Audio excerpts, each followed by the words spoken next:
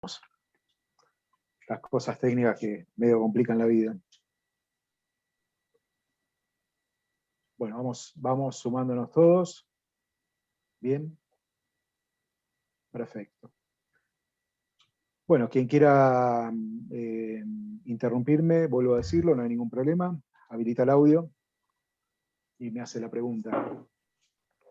Hablábamos un poco de esta cuestión de la reglamentación de derechos y de cláusulas constitucionales, la programaticidad o operatividad de las cláusulas, de los criterios de la Corte Suprema de Justicia en estos aspectos, otros criterios de la Corte Suprema en cuanto a las fuentes de regulación del derecho del trabajo, ver con diferentes fallos en los que se ha dicho, por ejemplo, que los derechos constitucionales deben resultar efectivos, ¿no? Porque son derechos de carácter de los derechos humanos, los derechos del trabajo, que tienen una operatividad cuya determinación corresponde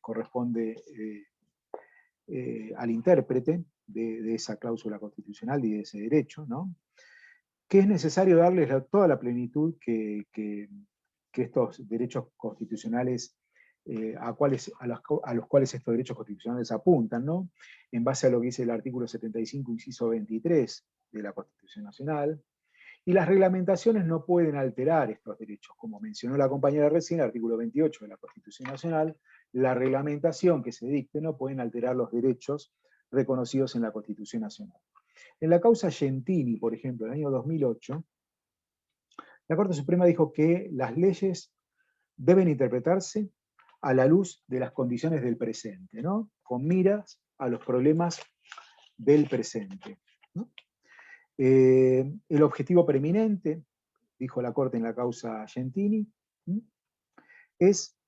está en el preámbulo de la Constitución Nacional, donde se dice, en el preámbulo, promover el bienestar social, en general, ¿no? Promover el bienestar general, la típica cláusula del preámbulo, es justicia social. Justicia social de manera que, dijo la Corte, todos participen de los bienes materiales y de los bienes espirituales que la civilización, ¿sí?, obtiene. En la causa Aerolíneas Argentinas del año 2009, la Corte del año 2008, la Corte del año 2009, la misma Corte, obviamente, pero ha hecho una elaboración justamente también de esos criterios jurisprudenciales en cuanto a la interpretación de la Constitución. En la causa Aerolíneas Argentinas dijo la Corte que no basta con enunciar derechos y libertades para el trabajador porque es imprescindible, ¿no?, evitar que la realidad pueda retasear esos derechos o vaciarlos de contenido. La Constitución Nacional, cuando reconoce derechos, estos derechos sean efectivos y no de carácter ilusorio. Para eso es importante destacar la actividad de la Policía del Trabajo, ¿no? En la realidad de la relación laboral hay una desigualdad entre el trabajador y el empleador que supone, ¿no?, que deba intervenirse para que esta desigualdad no sea en los hechos, ¿sí?, dada de una manera que perjudique al trabajador, porque el trabajador es un sujeto de preferente tutela en la Constitución Nacional. Bueno, estos son los diferentes lineamientos que la Corte en esos fallos ha estipulado. Como decíamos antes, la ley es instrumento sobre el cual recae la responsabilidad de reglamentar el ejercicio de los principios, de las garantías y de los derechos reconocidos en la Constitución Nacional. Artículo 28 de la Constitución Nacional. La ley es fuente del contrato de trabajo. Hay leyes de distinta naturaleza y diferentes niveles, ¿no? La ley de contrato de trabajo toma parte como una norma de carácter general, ¿no?, de carácter amplio de aplicación. Aunque existen otras leyes especiales, ¿no? Por ejemplo, los estatutos que regulan la actividad de ciertas profesiones u oficios que vamos también a analizar, ¿no? Esas son leyes especiales, a diferencia de la ley general, que es la ley de contrato de trabajo, que es de una aplicación bastante amplia. Existen estas otras leyes de carácter especial. En el sentido formal también, junto a las leyes, deben integrarse al sistema de derecho del trabajo como regulación del contrato de trabajo las diferentes disposiciones, los diferentes decretos, ¿no? Las resoluciones que se dictan desde el ámbito público, porque justamente son manifestaciones emanadas de los diferentes niveles del sector público. Hay otras leyes que son las leyes no laborales. Las leyes no laborales se integran al ordenamiento jurídico laboral con el propósito de reglamentar, ¿no?, aspectos no vinculados directamente al contrato de trabajo, pero que justamente inciden en las condiciones del contrato de trabajo. Por ejemplo, la definición de acreedor o de deudor, bueno, que no la encontramos en el contrato de trabajo, en la ley de contrato de trabajo, sino en el Código Civil y Comercial. La definición de pago, lo que es una obligación, bueno, son todos institutos regulados en otras leyes que no son de carácter laboral. Las leyes son fuente de derecho al trabajo, porque así lo dispone el artículo 31 de la Constitución Nacional, obviamente. Sobre este tema, tenemos que hablar también de la aplicación de la analogía, la aplicación analógica de las leyes. Este tema está expresamente contemplado en el artículo 11 de la Ley de Contrato de Trabajo. Artículo que habla justamente del artículo 11, que cuando una cuestión no pueda resolverse por aplicación de las normas que rigen el contrato de trabajo o por leyes análogas, bueno, ahí habla de la analogía. Se decidirán conforme a los principios de la justicia social, los generales de derecho del trabajo, la equidad y la buena fe. Pero bueno, el artículo 11 habla justamente de que ante una laguna, después de agotada, laguna del derecho, después de agotadas las posibilidades de las normas positivas, aún las que se aplican analógicamente, solo será válido recurrir entonces a las fuentes de carácter supletorio. ¿Qué pasa con la analogía con respecto a otra fuente que vamos a mencionar ahora, que son los convenios colectivos de trabajo? Bueno, el artículo 16 de la Ley de Contrato de Trabajo no permite la aplicación analógica de convenios colectivos de trabajo, no permite la aplicación analógica de convenios colectivos de trabajo. Por eso, la ley ya dice de que, por ejemplo, un convenio colectivo de trabajo que rige para los trabajadores del ámbito textil, de la industria textil, no puede aplicarse a los trabajadores de la industria del plástico, ¿no? No se aplica la analogía en relación con los convenios colectivos de trabajo. Pero sí se aplica la analogía con relación a las diferentes leyes. El convenio colectivo de trabajo, que es otra de las fuentes enumeradas en el artículo 1 de la Ley de Contrato, es una norma de origen privado, es una fuente del ámbito privado. Pero tiene contenido imperativo porque es una norma que va a regular los derechos, las obligaciones y las condiciones de trabajo de un sector profesional determinado, de un sector profesional de trabajadores determinado. El convenio colectivo de trabajo es el resultado de la instancia negociadora, o sea, de la negociación que se da en el ámbito de los sujetos colectivos, ¿no? Estamos hablando fundamentalmente de la Asociación Profesional de Trabajadores que interviene en representación de los trabajadores, por un lado, ¿sí? Y por el otro, de un empleador, de un grupo de empleadores, o como sucede en la mayoría de los casos, de una cámara que agrupe a empleadores de una misma actividad. El derecho a negociar colectivamente no solamente está reconocido, ¿no?, en la Constitución Nacional, sino también en los convenios internacionales de trabajo, ¿no? Convenio 87, 98, de la OIT, justamente. Estos convenios internacionales de trabajo van a ser justamente de aplicación en el ámbito del derecho del trabajo, pero hay otros convenios, hay convenios donde se habla justamente de derechos sindicales, como sucede en este caso. Bien, ¿alguna pregunta hasta acá? Estamos más o menos siguiendo el lineamiento del artículo 1. El artículo 1, ¿sí?, se vincula también con lo dispuesto en el artículo 2 de la Ley de Contrato. ¿Y en qué aspecto? Dijimos, cuando hicimos esta enumeración, de que el contrato de trabajo y la relación de trabajo, después vamos a ver la diferencia entre contrato y relación de trabajo. No es lo mismo contrato de trabajo que relación de trabajo. Esto lo vamos a dejar para el próximo módulo, digamos, después del examen. Bueno, dice por esta ley, o sea, la ley de contrato de trabajo, por las leyes y estatutos profesionales. Bien, los estatutos profesionales son otra fuente de regulación del contrato de trabajo. Son leyes que rigen en materia laboral, ¿no?, determinadas profesiones, oficios, determinadas actividades. En su mayor parte son leyes especiales anteriores a la ley de contrato de trabajo. Ustedes me preguntarán, en todo caso, bueno, tenemos los convenios colectivos de trabajo. ¿Para qué? ¿Por qué están los estatutos profesionales? Y justamente las normas que vienen a regular determinadas condiciones de trabajo de un ámbito en particular, de un, trabajo, de un sector de la actividad en particular que agrupa a trabajadores, por ejemplo, del mismo oficio, de la misma actividad, de la misma profesión, tenemos frente a esto leyes especiales, justamente leyes especiales que tratan sobre esos mismos temas que tratan los convenios colectivos de trabajo. La verdad es que esto obedece más que nada, o más bien a cuestiones de carácter político, histórico, o de índole legislativa, puramente de decisión del legislador. ¿Por qué digo esto? Porque en algunos casos solo fue posible crear alguna diferencia por ley, por ejemplo, en cuanto a los trabajadores de la construcción, que también tienen su convenio colectivo de trabajo, pero tienen su estatuto particular que regula una actividad bien diferenciada de la habitual, de la normal, del resto de los trabajadores del ámbito privado, ¿no? Porque es una actividad, la de los trabajadores de la industria de la construcción, más bien de carácter eventual, ¿no?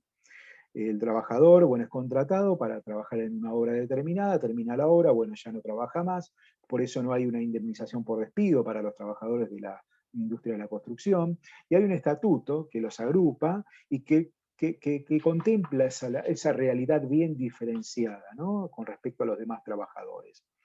O antes no había tampoco una legislación muy profusa sobre convenios colectivos de trabajo, y estos estatutos fueron dictados anteriormente a la proliferación de convenios colectivos de trabajo, como sucedió a partir de los años 70. Vamos bien, ¿sí? El problema que se plantea, en todo caso, es con las cuestiones de superposición entre la ley de convenio entre la ley de contrato de trabajo y el estatuto particular. Tenemos el estatuto de trabajadores de casas de renta y propiedad horizontal, ¿no?, estatuto de trabajadores de servicio doméstico, que ahora es de casas particulares, el estatuto de trabajadores agrario, el estatuto de los trabajadores de la industria de los periodistas, ¿no? Tenemos varios estatutos, los peluqueros, bien. En realidad, los problemas que se plantean entre la superposición que se puede dar entre lo que dice la ley de contrato de trabajo y los estatutos suelen presentarse de dos formas diferentes. Una simple, cuando el estatuto regula una realidad bien diferenciada de la ley de contrato de trabajo, y otra es un poco más compleja, ¿no?, la situación, porque cuando hablamos, por ejemplo, de que el estatuto contiene normas diferenciadas de la ley de contrato de trabajo, en cuyo caso pueden ser más o menos favorables que la norma de la ley de contrato de trabajo. O no dice nada, o en realidad la ley de contrato de trabajo dice algo y el estatuto no. El tema sucede, en todo caso, con la aplicación de la norma más favorable. En algunos casos, en la mayoría de los casos, el estatuto, ¿sí?, aporta la solución y dice, bueno, va a ser aplicado este estatuto en la medida de que no, digamos, este instituto va a ser aplicado para los trabajadores contemplados en este estatuto y no la ley de contrato de trabajo, la ley general. O no dice nada el estatuto, y en ese caso de que el estatuto no diga nada acerca de algún instituto contemplado en la ley de contrato de trabajo, bueno, lo que vamos a aplicar es una solución que da el artículo 2 de la ley de contrato de trabajo. El artículo 2 de la ley de contrato de trabajo, cuando habla del ámbito de aplicación, dice en principio de que la ley de contrato de trabajo no va a ser aplicada a los trabajadores del Estado, los trabajadores de casas particulares y los trabajadores del sector agrario. ¿Bien? Profesor, Fuera ¿le de hago una esto, pregunta? Bien, sí, Disculpe que lo interrumpo y aparte es para una pregunta. sí. Vamos a ver la ley de empleo público. En realidad no. ¿Por qué digo esto? Vamos a hablar algo de empleo público cuando hablemos de estabilidad, ¿sí? Solamente cuando hablemos de estabilidad, que para diferenciar un poco la situación del empleado público con respecto a la estabilidad consagrada para el trabajador del ámbito privado.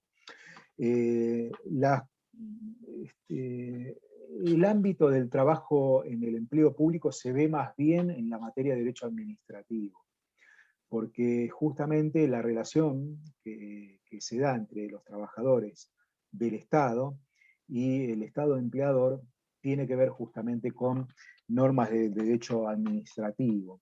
Acá más bien lo que vamos a estudiar es, en todo caso, la relación que se da, las relaciones que se dan en el ámbito privado. Ojo, el artículo 2, a propósito de la pregunta que hace la compañera, permite que el Estado disponga que la ley de contrato de trabajo se aplique a ciertos trabajadores del ámbito público. Como por ejemplo pasa con los trabajadores de la FIP.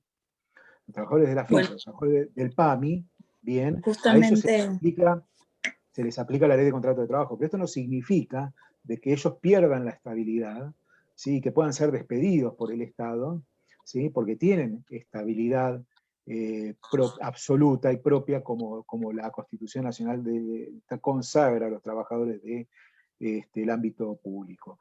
Pero con respecto al resto, ¿sí? Sí, de las relaciones que se dan en ese ámbito, se aplica la ley de contrato de trabajo, pero esto es por decisión justamente del Estado. bueno, justamente venía por ahí mi consulta, porque yo en mi caso trabajo en ANSES, que está regido por la ley de contrato de trabajo, que tiene su Claro. convenio colectivo, y en el 2018 hubo una serie de despidos de empleados que eran planta permanente, y bueno, esta discusión se dio. De hecho hay un fallo que dice que el empleado de ANSES está regido por la ley de contrato de trabajo y que por ende no goza de la estabilidad, o que la goza como, no sé, hay como todo un debate al respecto, y justo que dijo esto de que no aplicaba, como Bueno, que digo como... vamos a estudiar el tema cuando hablemos de estabilidad, pero hay una decisión de la Corte Suprema en este sentido, en el caso Madorrán, ¿sí? Que habla justamente de esta cuestión de la estabilidad del empleado público. Hay una situación fronteriza con respecto a los empleados públicos que tienen que ver con aquellos que están contratados mediante un contrato que los ubica por fuera de la protección que tienen con respecto a los demás trabajadores de planta permanente. Pero son cuestiones que más bien se vinculan con la relación que se da entre el trabajador y el Estado en función de la aplicación de las normas del derecho administrativo, que no vamos a analizar en el No, ámbito de esta materia. Bueno, la cuestión no es tan sencilla en cuanto a la vinculación que se da entre el estatuto particular y la ley de contrato de trabajo, sobre todo para los casos en los que hay concurrencia, ¿sí? De solución para una misma situación en las dos normas. La ley de contrato de trabajo, en el artículo 2, como decíamos recién, aporta la solución.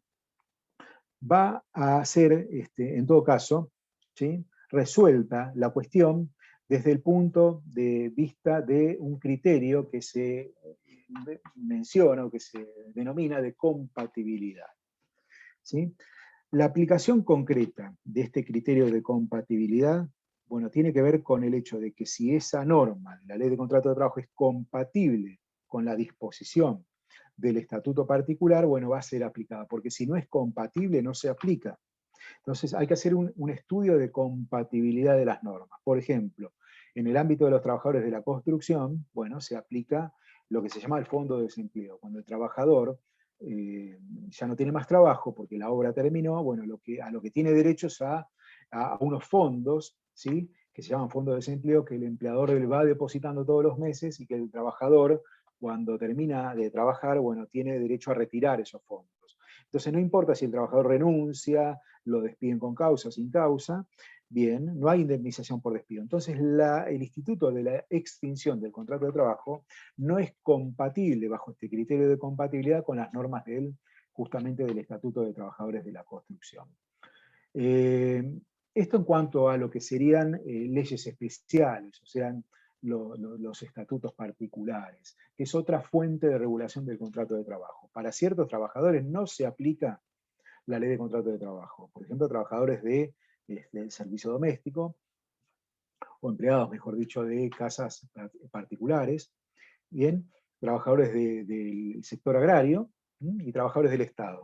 A esto no se les aplica la ley de contrato de trabajo, con la salvedad de que el Estado puede decidir, ¿sí?, que a sus trabajadores o a los trabajadores de determinado lugar, de determinado organismo, se les aplica la ley de contrato de trabajo, como comentó recién la compañera con su situación. Profe, Bien, sí. ¿a los empleados del Poder Judicial se los toma como empleados del Estado? Son empleados de un poder, que es el Poder Judicial de la Nación. Tienen su régimen particular propio, ¿sí?, que es el que proviene del reglamento de la Justicia Nacional. Pero es una relación que se da en el ámbito público, ¿sí? No son empleados del gobierno, por así decirlo, sino de un poder, tanto como lo son los empleados del Poder Legislativo. Entonces son trabajadores del ámbito público, no de la administración pública, no se les aplica, ¿sí?, la ley de marco para empleados de la administración pública, porque son empleados de otro poder diferente, que es el Poder Judicial de la Nación. Pero son trabajadores del ámbito estatal. Sí. No son trabajadores del gobierno, porque los trabajadores del gobierno son los trabajadores del Poder Ejecutivo. Claro, Listo, gracias. Bien. doctor, a lo que apunta la ley es como el grueso de los trabajadores del ámbito ministerial, por ejemplo, las secretarías, las direcciones, todo eso. Claro, sí, justamente, sí. Dependientes de la Administración Pública Nacional, Provincial o Municipal, excepto que por acto expreso, como decía la compañera, se los incluya en la misma o en el régimen de convenciones colectivas de trabajo. Los empleados de la Administración Pública Nacional, Provincial o Municipal no son los empleados de los poderes judiciales, tanto locales como nacionales. Los contratos individuales son fuente de regulación del contrato de trabajo. La ley habla de contrato de trabajo, ¿no? Obviamente, habla de la voluntad de las partes, como una de las fuentes, ¿no?, justamente del contrato de trabajo, y esto lo que hace de alguna manera es reconocer la aptitud de la voluntad individual de las partes, del trabajador y del empleador, de establecer normas que van a regir justamente la conducta de las partes, ¿no? Justamente podemos hablar del salario, por ejemplo, se pacta un salario o se pacta una determinada jornada entre las partes, y esto forma parte de lo que son las estipulaciones propias o producto de justamente de la autonomía de la voluntad de las partes. En el aspecto regulatorio del contrato de trabajo se da la posibilidad entonces de fijar ciertas condiciones de trabajo, como son esos límites que se imponen, ¿no?, por las propias partes, que también tienen que respetar el límite impuesto, ¿no?, también del orden público laboral, del orden público vigente. Esto vamos a hablar precisamente en la clase que viene, orden público laboral. Profe, Bien. disculpe, Sí.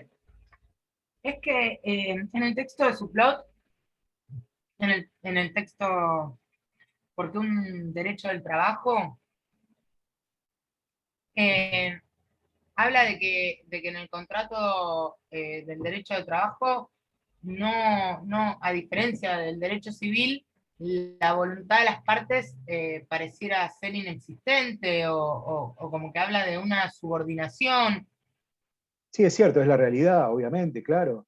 El trabajador no es tan libre de condicionar la voluntad del empleador, pero bien pueden, trabajador y empleador, ¿sí?, esto es un dato de la realidad, pactar, por ejemplo, una jornada, o pactar un descanso, ¿sí?, por fuera de lo que dice la ley o el convenio colectivo de trabajo. ¿Pero en qué sentido? En un solo sentido, y con esto tienen que ver el respeto a las normas de orden público laboral, en un sentido más favorable para el trabajador, más beneficioso para el trabajador. Y esas condiciones pactadas en el contrato de trabajo deben respetarse, ¿sí? No puede haber luego una decisión, no puede existir luego una decisión de parte del empleador que modifique en condiciones más perjudiciales para el trabajador esas condiciones anteriormente pactadas. Por esto habla del artículo 7 de la Ley de Contrato de Trabajo, que es un tema que hemos visto en la clase pasada. Bien. Está bien lo que dice la compañera, en realidad la autonomía de la voluntad está muy limitada en el aspecto, en el derecho del trabajo, ¿no? ¿Sí? Y el contrato individual pasa a ser como una fuente muy supletoria. Pero asimismo, muy supletoria. Asimismo le acaba de enunciar como una fuente. Sí, sí, obviamente que es una fuente. ¿Por qué decimos esto? Porque bien el trabajador y el empleador pueden pactar un salario de 80.000 pesos, ¿no?, por mes, siendo que el salario básico convencional del convenio colectivo de trabajo es de 50.000, 60.000. Y el salario mínimo vital y móvil es de 16.000. Bien, esto es fruto de la autonomía de la voluntad de las partes. La ley permite esto. La ley en el inciso D habla de la voluntad de las partes. Y esta es fuente de regulación del contrato de trabajo.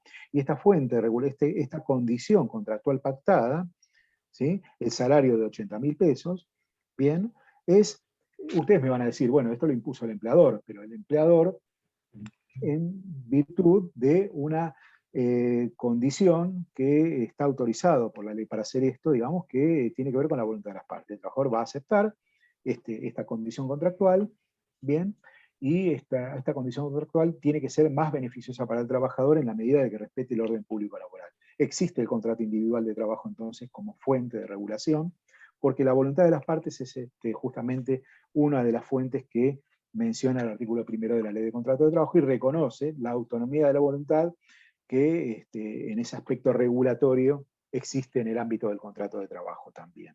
Las partes pueden pactar condiciones contractuales en un sentido, en el sentido más favorable para el trabajador. Creo que estamos ahí sobre el límite de este segundo bloque, así que si quieren pasemos al último. No nos quedan muchos temas, pero tengo miedo de que se corte. Bueno, si ingresamos a lo mismo. Ahí tengo mi... Dale, bien, gracias.